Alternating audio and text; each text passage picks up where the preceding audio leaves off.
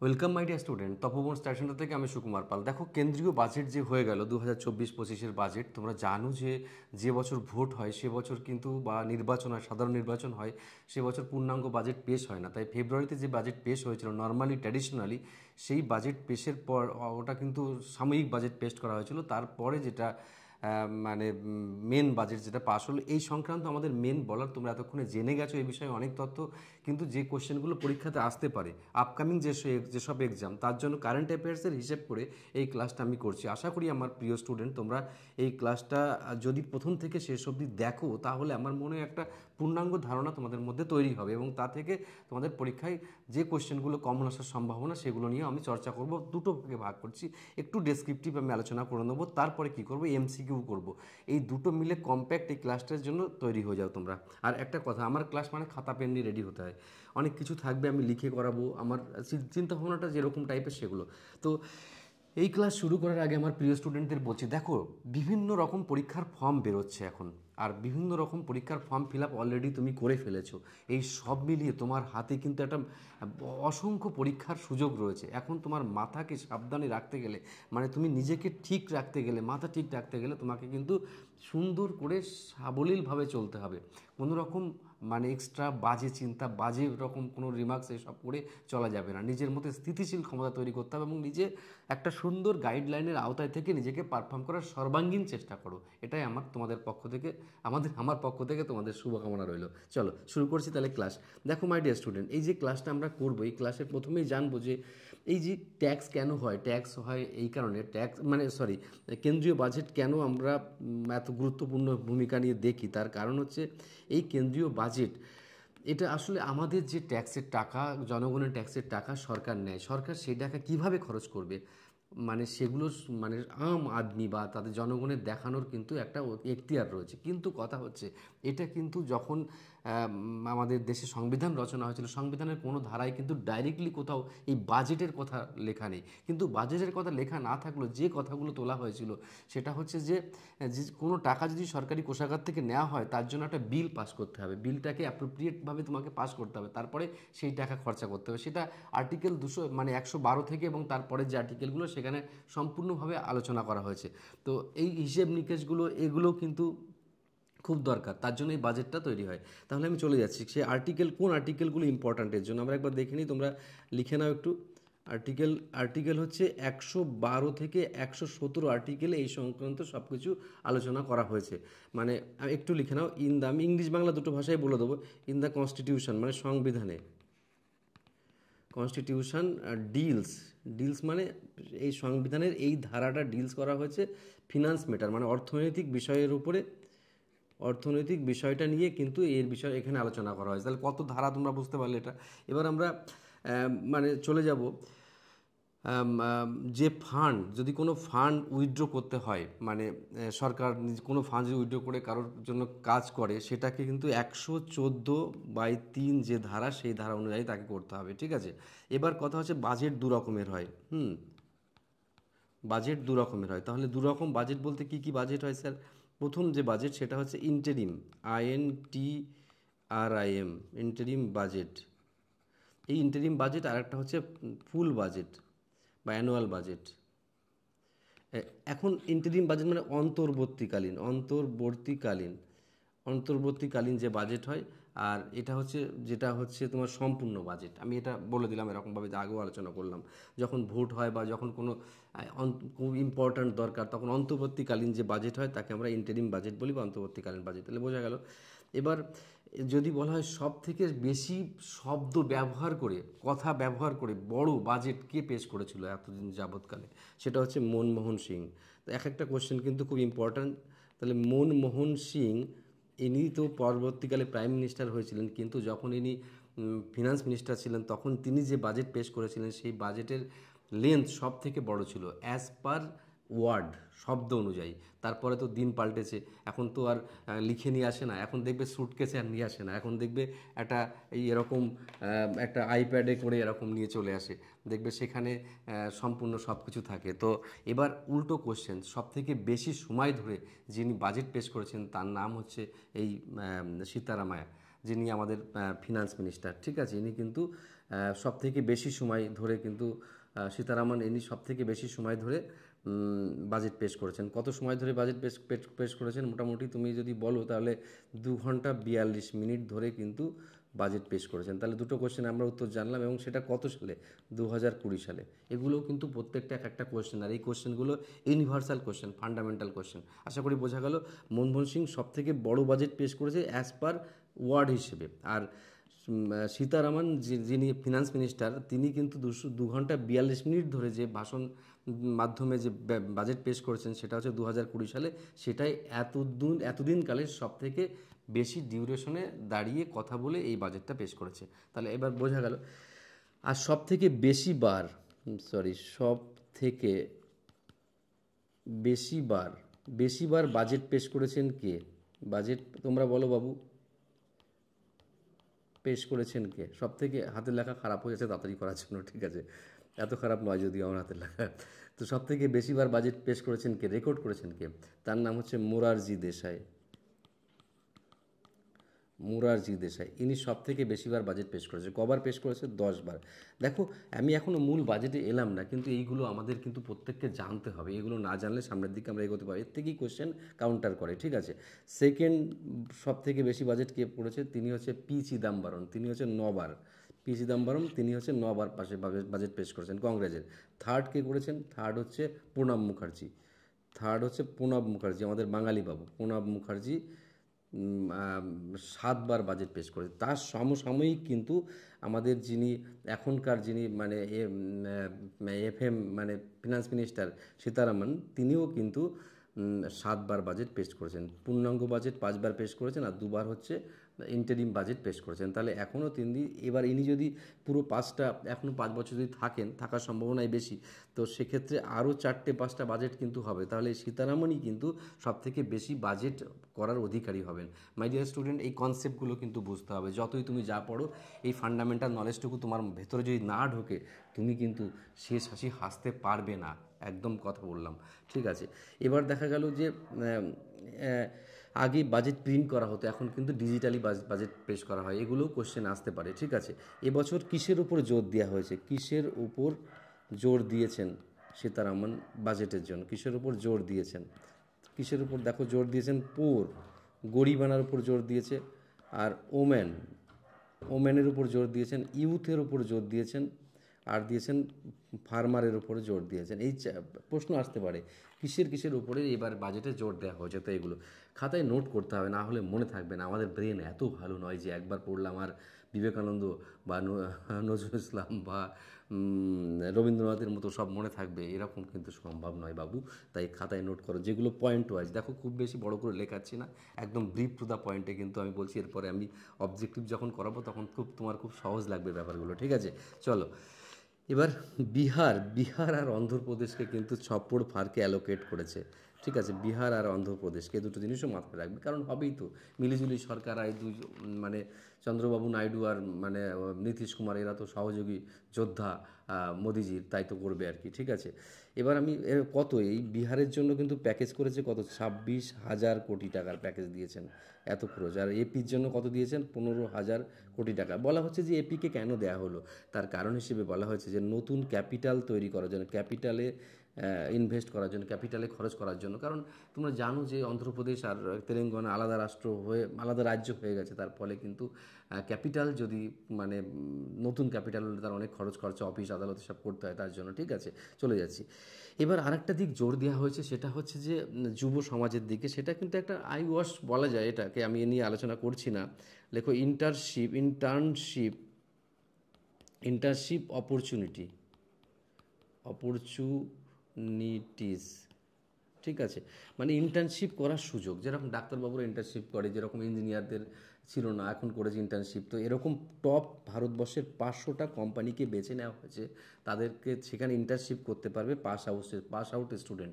সে যে কোনো বিষয়ের হতে পারে, ইঞ্জিনিয়ারিং হতে পারে, নর্মাল গ্র্যাজুয়েশন হতে পারে, বা যা আর্টস সায়েন্স কমার্স যা খুশি হতে পারে, টেকনিক্যাল নন টেকনিক্যাল সব হতে পারে, তারা কিন্তু সুযোগ পাবে। কিন্তু কথা হচ্ছে অ্যালাওয়েন্স কেমনভাবে দেবে সেটাও একবার জেনে রাখা উচিত মাই ডিয়ার স্টুডেন্টদের। অ্যালাওয়েন্স পার মান্থ, দেখো হাতের লেখা ভালো হচ্ছে না, তোমরা আমার কথা শুনে লিখতে পারো।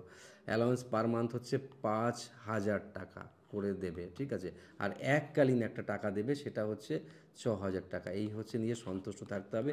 কিন্তু এখানে একটা সুবিধা ইনডাইরেক্টলি আছে যে একটা কাজের যে এক্সপিরিয়েন্স হয়ে যাবে, যারা ভালো কাজ করতে পারবে তারা হয়তো সেই কোম্পানিতেও অনেক সময় রিক্রুট করতে পারে। যাই হোক, এগুলো গিভ অ্যান্ড টেক ব্যাপার। জনমানুষে এত চাকরি দিতে পারছে না, তার জন্য একটা অল্টারনেটিভ ওয়ে ব্যবহার করা হচ্ছে, এছাড়া আর কি আছে বলো। ঠিক আছে, সবই তো গিভ অ্যান্ড টেক ব্যাপার, তোমরা বোঝো সব।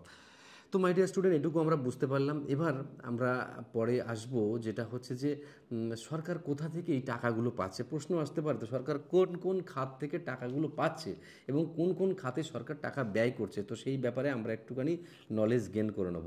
দেখো, প্রথমেই সরকার টাকা পাচ্ছে কোত্থেকে? Income tax. আইটি থেকে টাকা পাচ্ছে হচ্ছে 19%, যা টাকা সরকারের আর্নিং আসছে তার 19% ইনকাম ট্যাক্স থেকে।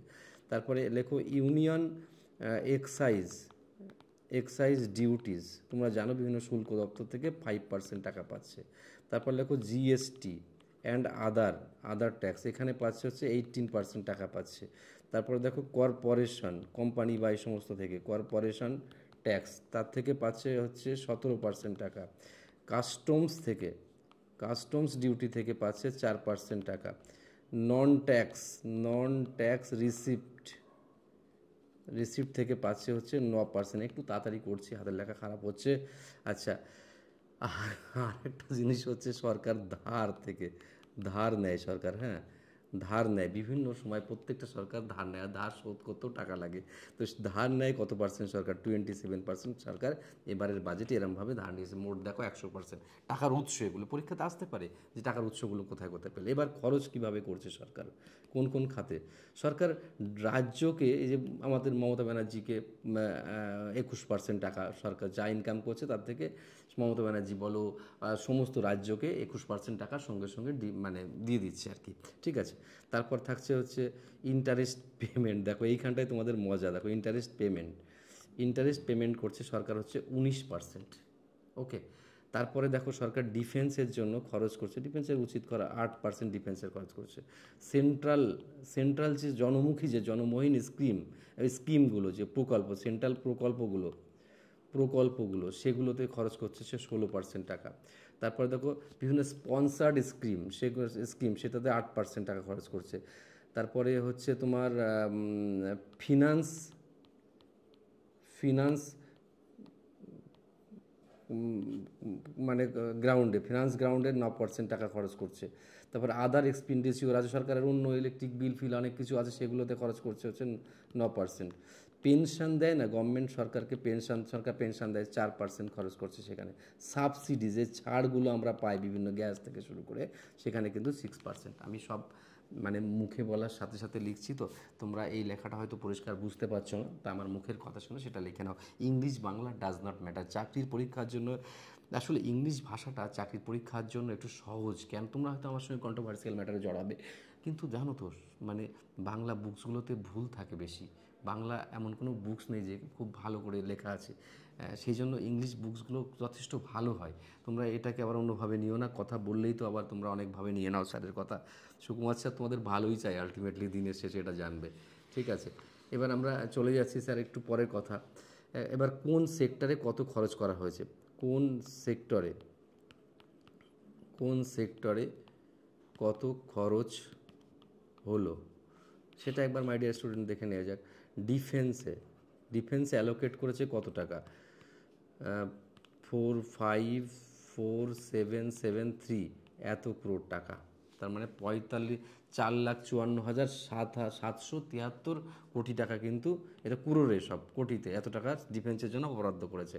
এবার হচ্ছে রুরাল ডেভেলপমেন্টের জন্য বরাদ্দ করেছে 2,65,808 কোটি টাকা। দেখো টাকা। এগ্রিকালচারে খরচ 151,851 এত কোটি টাকা, ঠিক আছে। তারপরে দেখো হচ্ছে হোম অ্যাফেয়ার্স, মানে স্বরাষ্ট্র মন্ত্রকে 150,983, ঠিক আছে, হোম অ্যাফেয়ার্স। তারপরে এডুকেশনের গভর্নমেন্ট অ্যালোকেশন করেছে কত? সেটা হচ্ছে 12563 8। আচ্ছা, আইটিতে, আইটি অ্যান্ড টেলিকমে এটাতে অ্যালোকেশন করেছে কত স্যার? 116,342। হেলথে কত করেছে স্যার? হেলথে করেছে হচ্ছে 89287। আচ্ছা, আর এনার্জিতে, এনার্জিতে কত করেছে স্যার? 68769। এই পরিমাণ টাকা অ্যালোকেশন করেছে, সব কোটিতে কিন্তু স্যার, কোটিতে হিসেব। এরপরে আমি অবজেক্টিভে আসবো, তখন দেখবে তোমাদের ভালো লাগবে। ঠিক আছে, তাহলে বোঝা গেল। এবার কারা কারা এই বাজেটের সুবিধা পেয়েছে? ইনকাম ট্যাক্স সংক্রান্ত তো আমি বলবোই, মানে ইনকাম ট্যাক্সের সুবিধাটা বলবো, একটু নতুন পয়সার সুবিধা হয়েছে। আর বেনিফিশিয়ারি অ্যাফোর্ডেবল মোবাইল করেছে, কিন্তু মোবাইল চার্জারের দাম মানে তোমার রিচার্জ করার দাম বেড়ে গেছে এক হিসেবে, সেটাতে কেউ দেখেনি। মোবাইল ইন্ডাস্ট্রির সুবিধা করেছে, ডোমেস্টিক যে ভ্যালু বিভিন্ন রকমের সোনা এই সমস্ততে দাম টাম কমিয়েছে, যেটা সবাই ইয়ে করে না। এবার আমি আসবো একটা সহজ এবং সিম্পল কথায়, সেটা হচ্ছে তোমাদের মাই ডিয়ার স্টুডেন্টস, আয়করের ব্যাপারটা একটুখানি, আয়করের ব্যাপারটা একটু জানাই।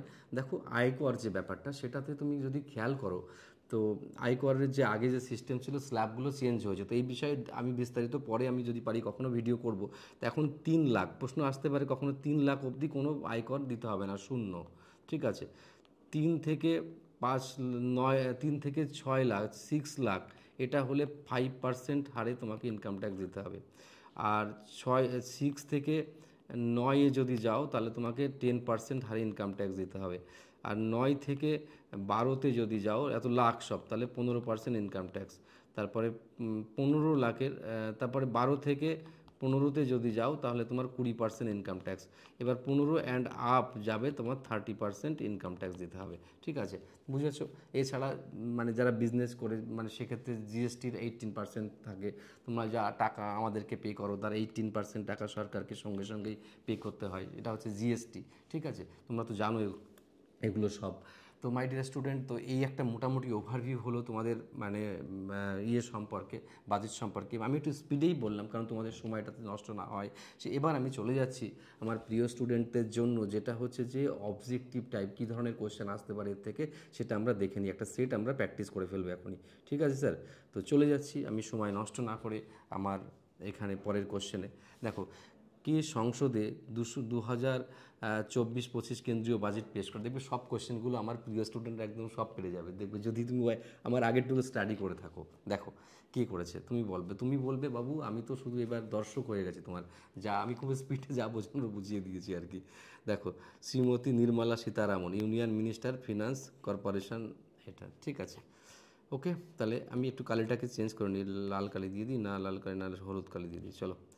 তাহলে বোঝা গেল, তাহলে এই সি দাগের অপশনটা রাইট অ্যান্সার। পরের কোশ্চেনে চলে যাব, ইংলিশ বাংলা যেটাই পড়তে পারো। ভারতের প্রথম বাজেট কবে পেশ হয়? ভারতের প্রথম বাজেট কবে পেশ হয়? সেটা হচ্ছে 7 এপ্রিল 1860 সালে। 1860 সালে প্রথম বাজেট পেশ করেন। ঠিক আছে, বোঝা গেল। এটাতে কোনো অসুবিধা থাকলে আমায়, এটা কে করেছিলেন? জেমস উইলসন করেছিলেন। কে করেছিলেন? জেমস জেমস উইলসন, এই ভদ্রলোক কিন্তু করেছিলেন, ইংলিশ করেছিলেন ইনি। ঠিক আছে, পরেরটা চলে যাচ্ছে, সবগুলো পারছো। স্বাধীন ভারতের প্রথম কেন্দ্রীয় বাজেট কে পেশ করেন? সেটা প্রথম কোয়েশ্চেন আছে, লেখো বি কে মুখম চেট্টি। কে চেট্টি, ইনি হচ্ছে প্রথম স্বাধীন ভারতের বাজেট পেশ করেন। পরেরটা চলে যাচ্ছি আমি, স্বাধীনতার পর ভারতের প্রথম বাজেট কবে পেশ হয়? এটা খুব সহজ কোয়েশ্চেন, তোমরা নিশ্চয়ই জানো, 1947 সালে পেশ হয়, কারণ 1947 সালে ভারত স্বাধীন হয়। ঠিক আছে, পরের কোশ্চেনে চলে যাচ্ছি। আমি একটু স্পিডে যাচ্ছি, অসুবিধা নেই তো? অসুবিধা থাকলেও কিছু করার নেই, কারণ সময় মানুষের অনেক দামি। তোমরা অনেক দামি দামি ইউটিউবারের ক্লাস করো, তো আমার মতো সাধারণ টিচারের ক্লাস হয়তো তোমাদের কতটা ভালো লাগবে জানি না, তবে অথেন্টিসিটি যেটুকু দরকার সেটুকু নিয়েই ক্লাসটা করাচ্ছি। ঠিক আছে, একটু বাড়তি কিছু নয় মাই ডিয়ার স্টুডেন্টস। তোমরা কম্পেয়ার করে দেখবে যে আসলে বিষয়বস্তু কোথায় বেশি থাকছে। ওকে, চলো চলে যাচ্ছি আমি পরের পার্টে। দেখো, 5 নম্বরের অ্যান্সারটা বলিনি না। 5-এর অ্যান্সার হচ্ছে যে হু hold record the delivering the longest budget speech in India. দেখো, এমনি কার অ্যান্সার হবে? সীতারামায়া, কারণ 2 ঘন্টা 40 মিনিট আমি বললাম না একটু আগে সেটা। ঠিক আছে, তারপরে দেখো মাই ডিয়ার স্টুডেন্ট, ভারতীয় সংবিধানে কোন অনুচ্ছেদ অনুসারে 1 বছরের কেন্দ্রীয় বাজেটকে বার্ষিক আর্থিক বিবৃতি হিসেবে উল্লেখ করা হয়? আমি ইংলিশটা পড়ছি না তোমাদের সুবিধার্থে। তাহলে কি হবে স্যার? আর্টিকেল 12, যেটা নিয়ে আমি আলোচনা করেছি। আমি কিন্তু বৃহৎভাবে আলোচনা করে নিয়েছি তোমাদের এই ব্যাপারে। পরেরটা চলে যাচ্ছি, what is the estimated fiscal deficit 2024-25 as percentage GDP? আমি কোশ্চেনের অ্যান্সারটা দেবো তার আগে তোমাদেরকে একটু জিনিস বুঝিয়ে নেবো আমি এখানে। মাই ডিয়ার স্টুডেন্ট, আমি অ্যান্সারটা দেবো তার আগে একটা জিনিস তোমাদেরকে খুব ভালো করে বুঝতে হবে। না বুঝলে কিন্তু এই কোশ্চেনটার অ্যান্সার আমরা ভালো করে পারফর্ম করতে পারবো না। অ্যান্সার হচ্ছে 4.9। এখন ফিসকাল ডেফিসিটটা কি? এটা হচ্ছে রাজস্ব ঘাটতি, যার বাংলা হচ্ছে রাজস্ব ঘাটতি। বাংলা বুঝে গেলে এবার সুবিধা হলো। এই রাজস্ব ঘাটতি কি? সরকার যা আয় করছে, হ্যাঁ, আর তার ব্যয় যা করছে সরকার, এর মধ্যে যে ডিফারেন্স সেটা হচ্ছে, এর মধ্যে যে পার্থক্য সেটাই হচ্ছে রাজস্ব ঘাটতি। মাই ডিয়ার স্টুডেন্ট, একদম কনসেপ্ট ক্লিয়ার? মানে আমার 10 টাকা আয় হলে যদি 8 টাকা খরচা করি, তাহলে আমার রাজস্ব ঘাটতি হচ্ছে 2 টাকা। এটাই হচ্ছে ক্লিয়ার। তা এটা থাকেই। আর এটা আমরা সুদ নিয়ে মানে ওই ইন্টারেস্ট মানে ধার করে করে চালাই। আসলে বলে না, যারা ধার করে চালায় তারাই হচ্ছে সংসার ভালো চালাতে পারে, এই আর কি কথা। চলো নেক্সট, কথা নয়, এটা ক্লিয়ার হয়ে গেছে? ক্লিয়ার হতে কোনো অসুবিধা নেই তো? এই পার্থক্য সরকারি মানে ঋণ দ্বারা পূরণ করা, এই পার্থক্য কী দিয়ে পূরণ করা হয়? এই যে ডিফারেন্সটা ঋণ দ্বারা পূরণ। ক্লিয়ার হয়েছে না? ফিজিক্যাল ডিফিসিট খুব ইম্পর্ট্যান্ট একটা লাইন কিন্তু এটা। চলে যাচ্ছি পরেরটায়। দেখো বলছে what is the new presumption taxation threshold for professional, মানে বিভিন্ন কোম্পানি বা সংস্থার ক্ষেত্রে যে একটা আনুমানিক যে ট্যাক্সেশন ছিল, মানে হার ছিল, সেটা 50 ছিল, সেটাকে বেড়ে এখন কত করেছে বলো? সেটাকে বেড়ে এখন 75 করেছে, ঠিক আছে? আগে ছিল 50 ছিল আগে, ঠিক আছে? এখন বেড়ে 75 করেছে, এটা মনে রাখবে। পরেরটা চলে যাচ্ছি আমি।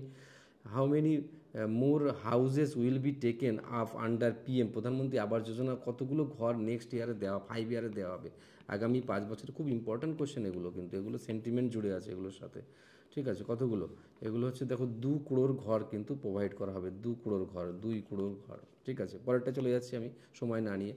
What is the allocation for the Mahatma Gandhi national rural employment guarantee scheme budget? এত দেখো, রুরাল মানে কি তোমরা জানো যে মানে গ্রামীণ অঞ্চলে যে উন্নতির জন্য যে বাজেটে একটা অংশ বরাদ্দ করা হয়, সেই বরাদ্দের পরিমাণটা কত সেটা একটা আমি লিখে দিয়েছি তোমাদেরকে, আর আগে লিখলাম। কত বলতে বলতে পারলে খুব ভালো। দেখো 86,000 crore টাকা কিন্তু মানে গ্রামীণ কর্মসংস্থানের জন্য দেওয়া হয়েছে।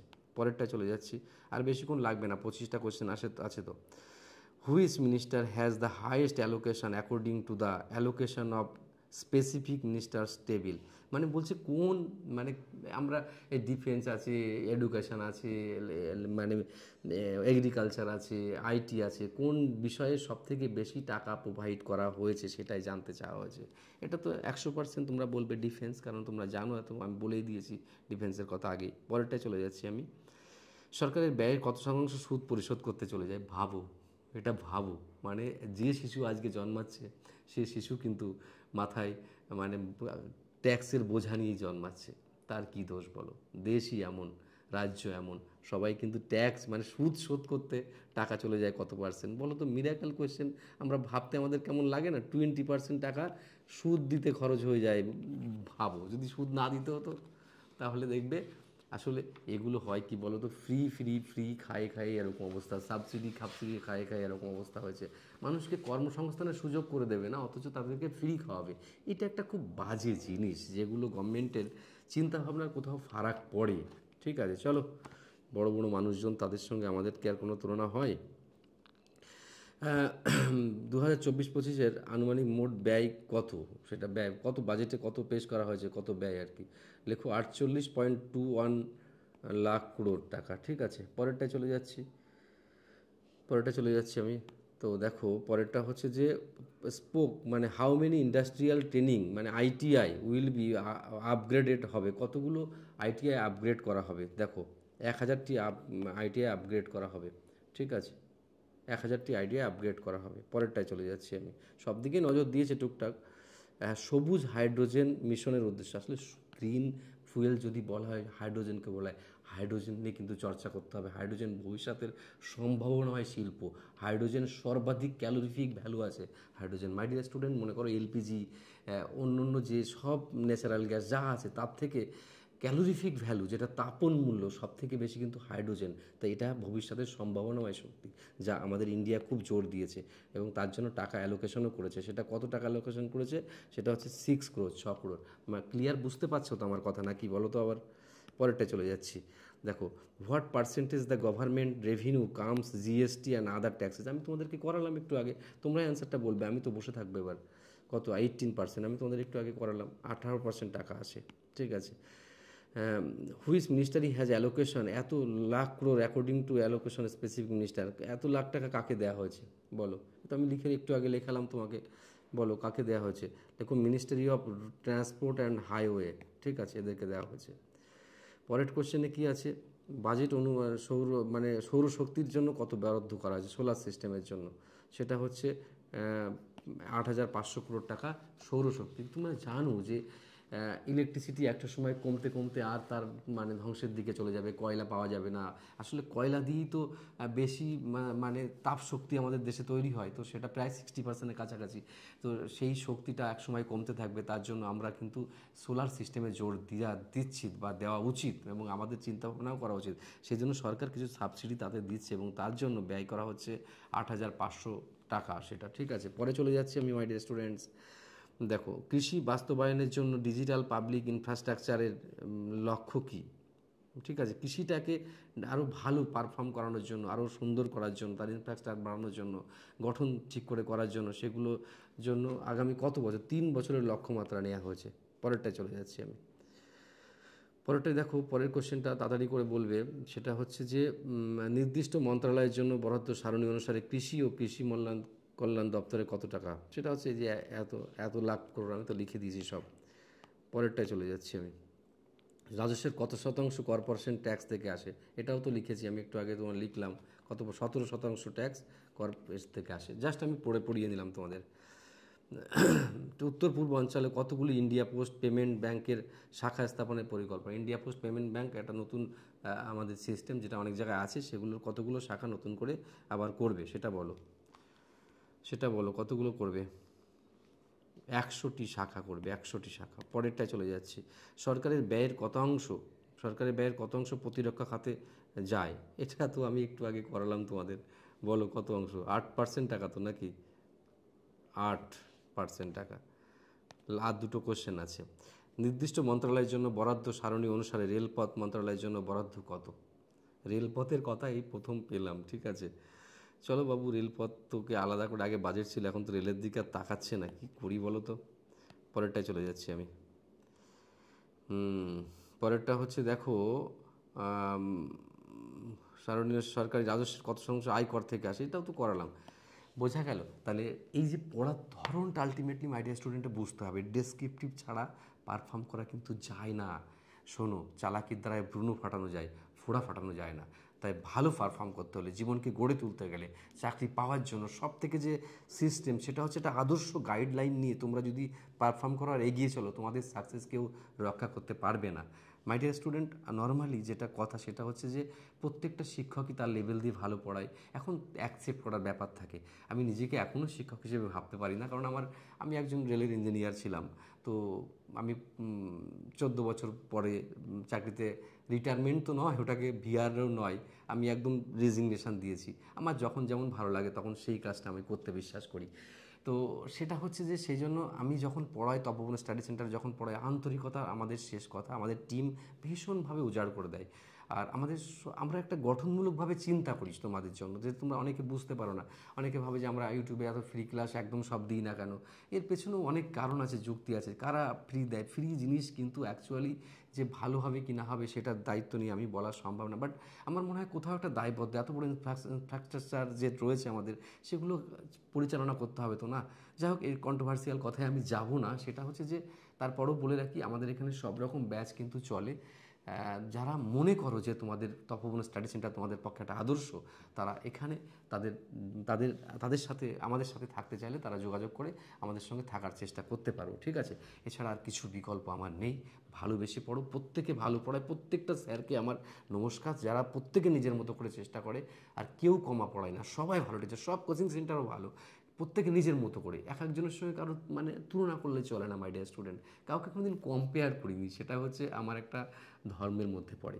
আমি পড়াতে ভালোবাসি, স্টুডেন্টের সঙ্গে আমার নিজেকে মিশে থাকতে ভালো লাগে।